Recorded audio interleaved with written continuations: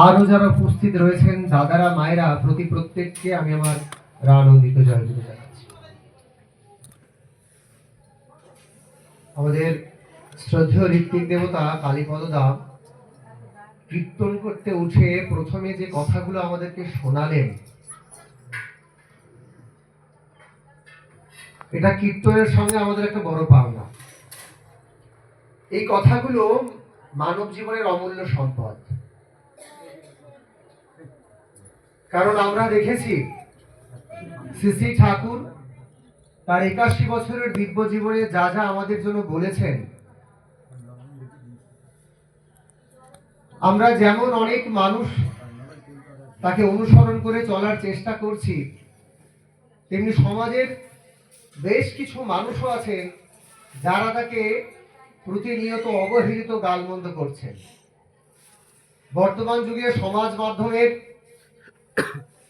যে যতগুলো পথ রয়েছে, আপনি হোয়াটসঅ্যাপ বলুন, ফেসবুক বলুন, এগুলো যারা নিয়মিত ব্যবহার করেন তারা জানেন যে ঠাকুরের একটা বাণী বা কিছু যদি পোস্ট হয়, সেখানে যেমন কিছু মানুষের কথা ভালো ভালো আমরা শুনতে পাই, তেমনি ঠাকুরের অনেক সমালোচনাও কিন্তু আমরা সমহারই শুনতে পাই।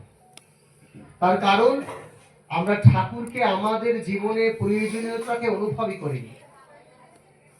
আজকে যে সমাজ ব্যবস্থার মধ্যে দিয়ে আমরা যাচ্ছি, আপনারা যারা রেগুলার একটু আপডেট থাকেন খবরের কাগজ বা টিভিতে, তারা জানেন যে এই বর্তমান সমাজ ব্যবস্থায় কি ভয়ঙ্কর পরিস্থিতির মধ্যে দিয়ে আমরা যাচ্ছি। আগামী দিনের ভবিষ্যৎ যারা এই যুব সমাজ, তাদের সঙ্গে আপনারা যদি মেশেন বা কথা বলেন, তাদের বেশিরভাগের জীবনের কোনো উদ্দেশ্য নেই, কোনো লক্ষ্য নেই। যদি জিজ্ঞাসা করি তোর জীবনের উদ্দেশ্য কি, বলতে পারে না। একটা ক্লাস 10-এ পড়া ছেলে, তাকে যদি জিজ্ঞাসা করা হয় তোমার জীবনের উদ্দেশ্য কি, তার জীবনের উদ্দেশ্য সে বলতে পারে না। অর্থাৎ মানুষের জীবনের লক্ষ্য বা উদ্দেশ্য কি, সেটাই যখন একটা ছেলে স্টুডেন্ট ভুলে যায়, তখন ভবিষ্যতে তার দাঁড়ানোর জায়গা থাকে না। সে যে কি হবে, সে কি মানুষ আদৌ হতে পারবে? চাকরি বাকরি পাওয়া তো অনেক দূরের কথা, সেই জায়গাটা এসে আমরা বর্তমানে দাঁড়িয়েছি। সেদিন সুভাষদা বলছিলেন যে তার স্কুলের একটা ছেলে ক্লাস 8-এ পড়েন, রেগুলার স্কুলে আসে না। গার্জেন কল করার পরে, গার্জেন যখন এলেন, মা যখন এলেন, তাকে জিজ্ঞাসা করা হলো আপনার ছেলে যে স্কুলে আসেন আপনি বলেন না কিছু? মাটি বললেন আমার ছেলেকে জিজ্ঞাসা করতে আমার ভয় লাগে। মা বলছেন আমার ভয় লাগে। তাহলে একটা ক্লাস 8-এর ছেলে, আমরা বাবা মারা আজকে এমন একটা জায়গায় আমাদের সন্তানকে এনে দাঁড় করিয়েছি যে আগামী দিনে তার ভবিষ্যৎটাকে আমি নষ্ট হতে দেখছি। এই সমস্ত যুব সমাজ থেকে আমরা কি আশা করতে পারি আজকের জীবনে? তাই ঠাকুরকে আমাদের জীবনে অত্যন্ত প্রয়োজনীয়। যে শিক্ষাটা ঠাকুর আমাদের দিয়ে গেলেন বা ছোটবেলা থেকে আমার বাড়ির সন্তানদের দেওয়ার জন্য বলেছেন, আমরা কিন্তু সেটা দিতে পারছি না। ঠাকুর বললেন যে ছেলে মেয়ে বিদ্যালয়ে যতই বিদ্যা শিখুক না, বাড়ির শিক্ষা সুষ্ঠু নইলে শিষ্ট স্বভাব হয়ই না। তাহলে আমরা বিদ্যালয়ে আমার ছেলেকে বা মেয়েকে 3 বছর হতে না হতে ভর্তি করে দিলাম, ভাবলাম আমার ছেলেটা বড় হয়ে বিদ্বান হবে, পণ্ডিত হবে। বাস্তবে গিয়ে দেখা গেল আমার সাধারণ শিক্ষাটুকু সে শিখে উঠতে পারছে না। ঠাকুর বললেন যে স্বামী স্ত্রীতে ঝগড়া করে ছেলে পুলেই দেখে, গোল্লায়ের সদরদারে বাছাগুলোই রাখে। আমরা জানি না অধিকাংশ মা বাবা আমাদের সন্তানকে কেমন করে মানুষ করতে হবে। আমরা আমাদের সন্তানের সামনে আমাদের স্বামী স্ত্রী একসঙ্গে থাকতে গেলে ঝগড়া হতে পারে, অশান্তি হতে পারে, কিন্তু ঠাকুর বলল সেটা কখনো সন্তানের সামনে নয়। কারণ ওইটুকু সন্তান সে তার মাকেও ভালোবাসে, বাবাকেও সমান ভালোবাসে, কিন্তু যখন সে প্রতিনিয়ত দেখবে তার বাবা আর মায়ের মধ্যে ঝগড়া, সে কিন্তু দিশেহারা হয়ে যাবে। সে যে কাকে ভালোবাসবে তার ভালোবাসার জায়গাটায় কিন্তু ফাটল ধরে যাবে। তাহলে এই সন্তানটা না, তার পরিবার থেকে যদি ভালোবাসাটা না পায়, সে বাইরে যাবে তার ভালোবাসার মানুষকে খুঁজতে। একটা সময়ে সে হতাশ হয়ে যাবে জীবনে। এই সমস্ত সন্তানকে দিয়ে আপনি ভালো কিছু করাতে পারবেন না। ঠাকুর আমাদের সেই জন্য যে শিক্ষাটা দিয়ে গেলেন, ঠাকুর সত্যবসনে পরিষ্কার করে বলে দিয়েছেন যে আমাদের আকাঙ্ক্ষিত, যে মানুষের আকাঙ্ক্ষিত মঙ্গল তার অভ্যস্ত সংস্কারের অন্তরালে থাকে।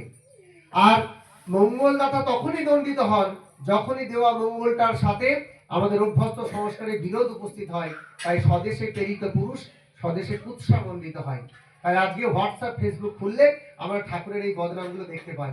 কারণ তার বিধানগুলোকে এই যুগে মেনে নেওয়াটা প্রয়োজন, কিন্তু আমি মানব না। এই না মানার এই ঠাকুর তাই বলছেন যে ঘরে ঘরে শ্রদ্ধার চাষ করতে। মানুষ যেমন জমিতে ফসল চাষ করে, ঠাকুর বলছেন আমরা বাড়িতে শ্রদ্ধার চাষ করব। না হলে আমার যে ছেলেটা বা মেয়েটা আমার বাড়িতে বা তার বাবা মাকে সম্মান দিতে জানে না, তার পরিবারের গুরুজনদের সম্মান করতে পারে না, সেই ছেলেটা বাইরে বেরিয়ে পাড়ার গুরুজনদের সম্মান করবে, স্কুলে গিয়ে শিক্ষক শিক্ষিকাদের সম্মান দেবে, এটা ভাবা মূর্খতা ছাড়া আর কিছু নয়।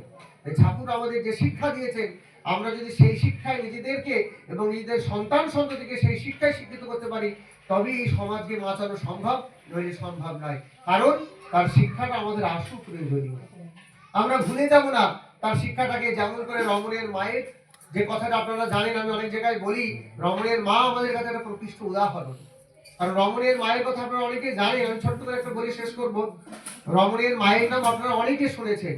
সেই রমণের মা শ্রী ঠাকুরের কাছে সারা জীবন ছিলেন, রমণের মা নামেই তিনি পরিচিত।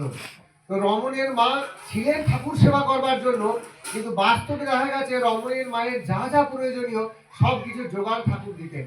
রমণের মায়ের মনের ইচ্ছা হয়েছে রসগোল্লা খেতে, রাজভোগ খেতে, তার মনের ইচ্ছা প্রকাশ করবার আগেই ঠাকুর এসে যোগান দিয়ে দিতেন তার রসগোল্লা, তার রাজভোগ। এমনই ছিল ঠাকুরের সঙ্গে রমণের মায়ের সম্পর্ক।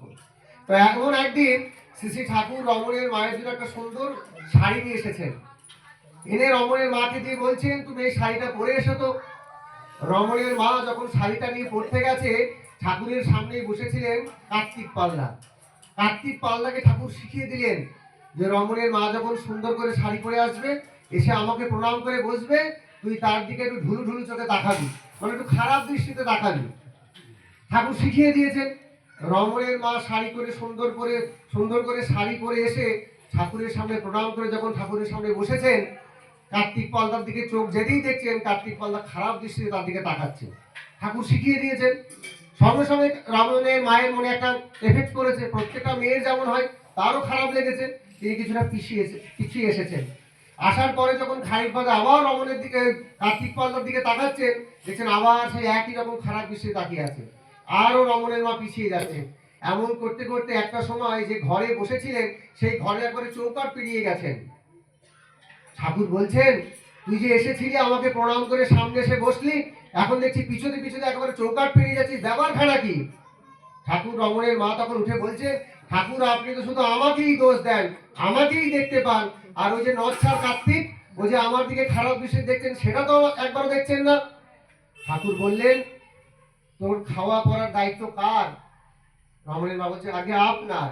তোর সমস্ত চাহিদা, তোর সমস্ত ইচ্ছা, এগুলো পূরণ করে কে?